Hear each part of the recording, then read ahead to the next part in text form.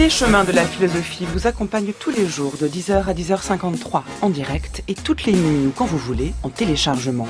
Chaque semaine, on vous invite à déambuler autour d'un thème à la croisée des disciplines, philosophie, littérature, cinéma, musique, peinture.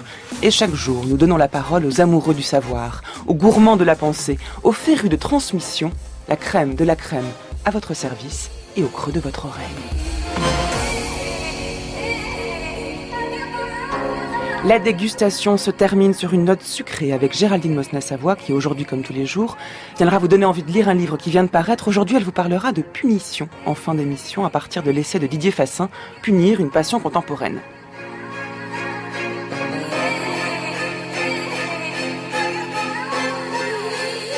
Mais tout de suite, accueillons le nez, le tarin, le pif, le blaire, celui qui ne manque pas de synonymes et qui sert avant tout à sentir. Oui, mais quoi ?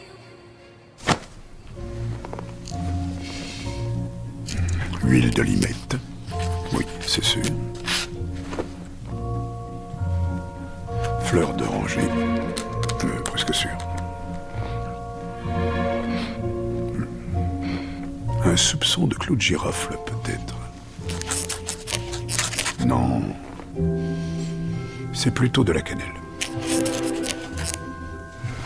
Plus rien. De la cannelle. Non, ce n'est pas ça. Oh, clou de girofle. Non. Du musc. Non. Ah!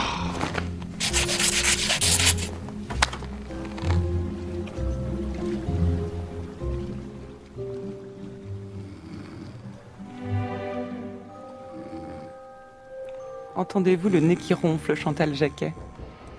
Effectivement, le nez apparaît à la fois comme un organe animal, bestial et en même temps, c'est ce qui nous permet de sentir et d'être de plein pied dans le monde, de le respirer, de le humer, de le savourer par les narines. Bienvenue en tout cas sur les chemins de la philosophie. Chantal Jacquet, vous êtes professeure d'histoire de la philosophie moderne à l'Université de Paris 1, Panthéon-Sorbonne. Et l'on vous doit une philosophie de l'odorat, publiée aux éditions PUF en 2010, ainsi qu'un ouvrage collectif intitulé L'art olfactif contemporain aux éditions Classique Garnier. Et vous êtes une des seules, si ce n'est la seule philosophe contemporaine qui s'intéresse à l'odorat. Comment est-ce qu'on explique une telle disqualification de l'odorat dans le champ de la philosophie ? Bien déjà, la philosophie a tendance à reconduire des objets déjà constitués, donc elle n'est pas toujours aventureuse. Et ce qui m'a intéressée et intriguée en même temps, c'est le sort qui a été fait au nez déjà dans l'histoire de la philosophie. Non pas que les philosophes excluent totalement les références aux narines, aux parfums, mais jamais ils ne constituent l'objet comme le nez comme un objet de réflexion philosophique à part entière. Autrement dit, il peut servir de métaphore et d'appoint pour penser, mais jamais il n'est la référence centrale. Donc j'ai voulu relever le défi et essayer de comprendre d'abord les raisons qui faisaient que le nez était disqualifié, et puis surtout tenter de le réhabiliter en montrant qu'il peut avoir un intérêt philosophique, qu'il peut nous aider à penser le rapport à l'autre, notamment, quand on peut le sentir ou ne pas le sentir. Il est révélateur de notre rapport au monde et à l'altérité.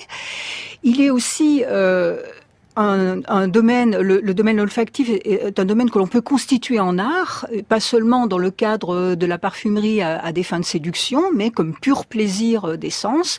Et c'est pourquoi je pensais qu'il valait la peine de mener des investigations à ce sujet.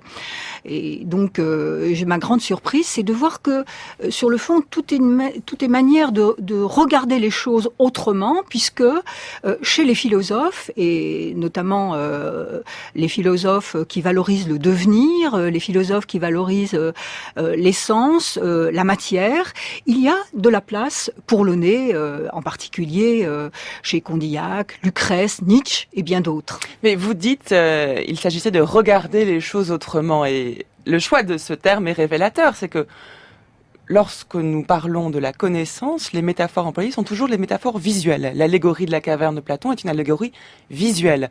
L'odorat, non seulement n'est jamais pris comme objet d'étude, vous l'avez dit, mais il n'y est même pas fait référence comme moyen de connaissance. Alors, il y a des exceptions à ce phénomène, puisqu'il y a des modèles olfactifs de connaissance, notamment chez Lucrèce, puisque chez Lucrèce, le philosophe doit être sagace.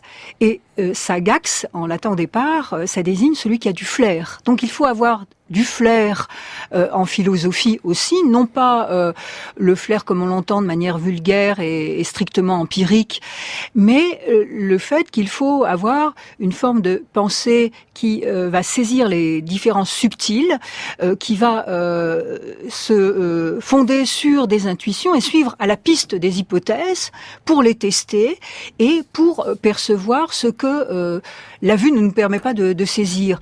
Alors quand je dis regarder autrement, c'est parce que la vue apparaît aussi comme une sorte d'obstacle, parce que c'est le modèle de la connaissance privilégiée, l'intuition, la contemplation.